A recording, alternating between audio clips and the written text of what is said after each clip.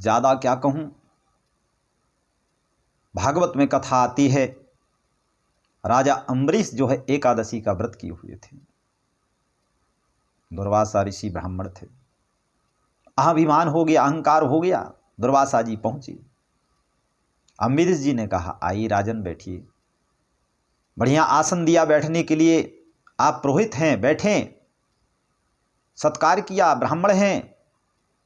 सत्कार जब किया ब्राह्मण का, बैठा दिया आसन पर।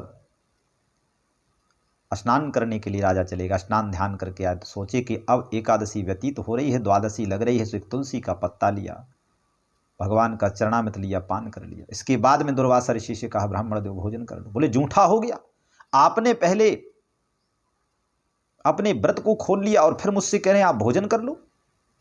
बोले, राजन क्या कहूं गुरुदेव, प्रभु, टाइम हो रहा था, एकादशी व्यतीत हो रही थी, द्वादशी में पारण किया जाता है, इसलिए जो है एकादशी निकल गई थी, द्वादशी थी। और इसके बाद में मैंने द्वादशी पर्यंत जो है पारण कर लिया, वो भी जल और चरणोदक से किया। इसमें तो कोई जूठा करने की बात नहीं। भगवान का चरणा में तो तुलसी दल लिया जा सकता है। अभिमान हो गया और दुर्वासा ऋषि ने कृत्या को उत्पन्न करके राजा दुर्वासा जी ने अम्बरीश जी को मारने के लिए भेजा। अम्बरीश जी चिल्लाए, भगवान ने अपना सुदर्शन चक्र छोड़ दिया और ऋषि के पीछे लग गया। ऋषि घबरा गए। फिर जाकर के राजा अम्बरीश से क्षमा याचना की।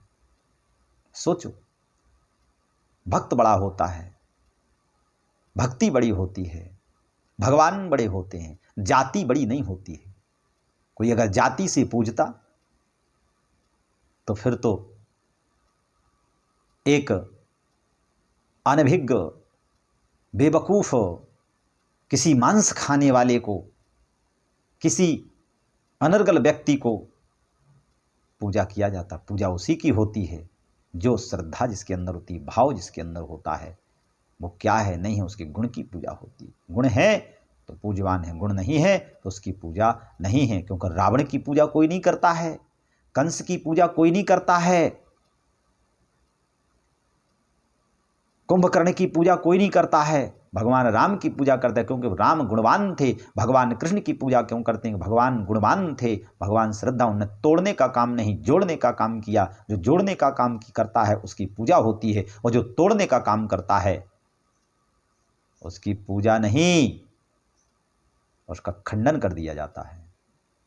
जैसे आपने देखा, सुई जो है वो सिलने का काम करती, मतलब जोड़ती है आपस में। तो सिलने वाला जो होता है वो अपने टोपी में उस सुई को खुरस लेता है, और कैंची काटने का काम करती है, उसे नीचे पैर की तरफ रखा जाता है, पैर से दबा करके रखा जाता है। इसलिए जोड़ने का काम करो, तोड़ने का काम मत करो। संसार में सबको मरना है।